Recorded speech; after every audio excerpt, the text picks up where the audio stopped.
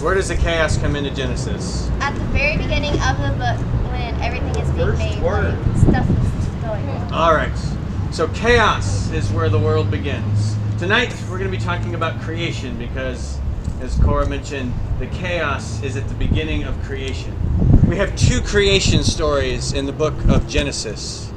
Genesis chapter 1 through chapter 2, verse 2-4, and then the second creation story is Genesis chapter 2, verse 5 through 25.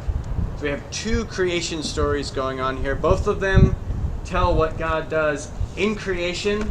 They're a little bit different. They narrate different aspects of who God the Creator is. These books, these stories from Genesis aren't meant to be science. They aren't meant to be direct facts of how the world was set into motion. They are reflections from a different time and a different place of people understanding who God is as Creator. So if you remember anything about the creation stories, I want you to remember they tell us who God is. You know, say that after me, who God is. And who God is the Creator.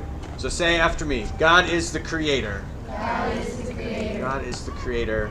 So who does that make us? If God is the Creator, we are the creations, right? So let's say that. We are the creations. We are the creation. God is the Creator. God is the Creator. We are the creation. We are the creation. So that is really at the heart of what's going on in the creation stories from Genesis. To get us started this evening, I'm going to read the first one. If you would like to follow along, join me on page 49 of your Bible. We're going to read it all in one fell swoop. It's not that long of a story. Very, very beginning.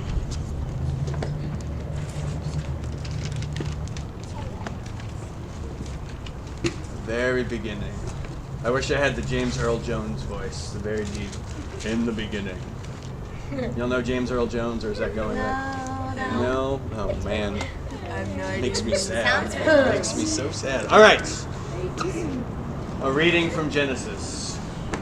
In the beginning, when God was creating the heavens and the earth was a formless void, and darkness covered the face of the deep, while a wind from God swept over the face of the waters. Then God said, "Let there be light." And there was light. And God saw that the light was good, and God separated the light from the darkness. God called the light day, and the darkness God called night. And there was evening, and there was morning, the first day. And God said, "Let there be a dome in the midst of the waters, and let it separate the waters from the waters." So God made the dome and separated the waters that were under the dome from the waters that were above the dome. And it was so. God called the dome sky, and there was evening, and there was morning, the second day. And God said, "Let the waters under the sky be gathered together into one place, and let the dry land appear." And it was so. God called the dry land earth, and the waters were gathered together God called seas. And God saw that it was good.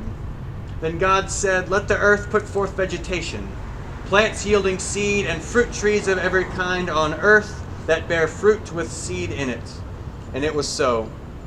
The earth brought forth vegetation, plants yielding seed of every kind, and trees of every kind bearing fruit with seed in it.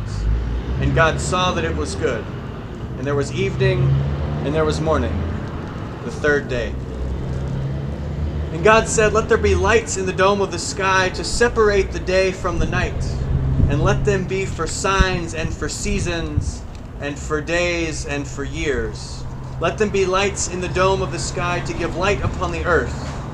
And it was so. God made the two great lights, the greater light to rule the day, and the lesser light to rule the night, and the stars. God set them in the dome of the sky to give light upon the earth, to rule over the day and over the night, and to separate the light from the darkness. And God saw that it was good. And there was evening, and there was morning, the fourth day. And God said, "Let the waters bring forth swarms of living creatures, and let birds fly above the earth across the dome of the sky." So God created the great sea monsters, and every living creature that moves of every kind, with which the water swam, and every winged bird of every kind. And God saw that it was good. God blessed them, saying, "Be fruitful and multiply, and fill the waters in the seas, and let the birds multiply on the earth." And there was evening and there was morning, the fifth day. And God said, "Let the earth bring forth living creatures of every kind, cattle and creeping things and wild animals of the earth of every kind." And it was so. God made the wild animals of the earth of every kind, and the cattle of every kind, and everything that creeps upon the ground of every kind. And God saw that it was good.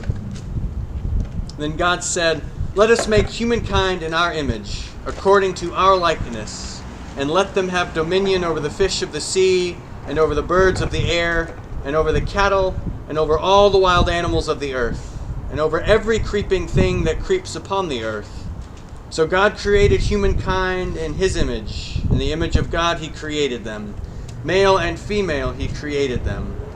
God blessed them and said to them, "Be fruitful and multiply, and fill the earth and subdue it, and have dominion over the fish of the sea, and over the birds of the air, and over every living thing that moves upon the earth." God said, "See, I have given you every plant yielding seed that is upon the face of all the earth, and every tree with seed in its fruit. You shall have them for food. And to every beast of the earth, and to every bird of the air, and to everything that creeps on the ground, everything that has the breath of life, I have given every green plant for food." And it was so. God saw everything that God had made, and indeed it was very good. And there was evening and there was morning, the sixth day. Thus the heavens and the earth were finished, and all their multitude. And on the seventh day God finished the work that God had done, and rested on the seventh day from all work that had been done. So God blessed the seventh day and hallowed it, because on it God rested from all the work that God had done in creation. These are the generations of the heaven and the earth when they were created.